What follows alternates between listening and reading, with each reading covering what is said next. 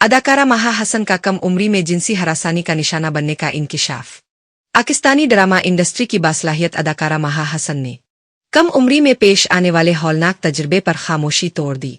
हाल ही में एक इंटरव्यू में अपनी जिंदगी के सबसे दर्दनाक लम्हे से पर्दा उठाते हुए अदाकारा महा हसन ने इंकिशाफ किया कि उन्हें कम उम्री में हरासानी का सामना करना पड़ा।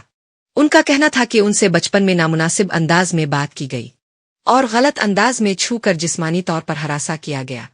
ताहम इस वक्त वो इतनी कम उम्र थीं कि उन्हें अंदाजा ना हो सका कि ये सब कुछ गलत और गैर इखलाकी है। महा ने बताया कि इस वाक़े ने उनकी सोच और अखबार को बुरी तरह मुतासिर किया।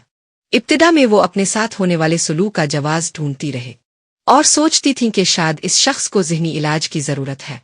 ताहम वक्त गुजरने के साथ उन्हें एहसास हुआ कि उनके साथ ज़्यादती हुई है।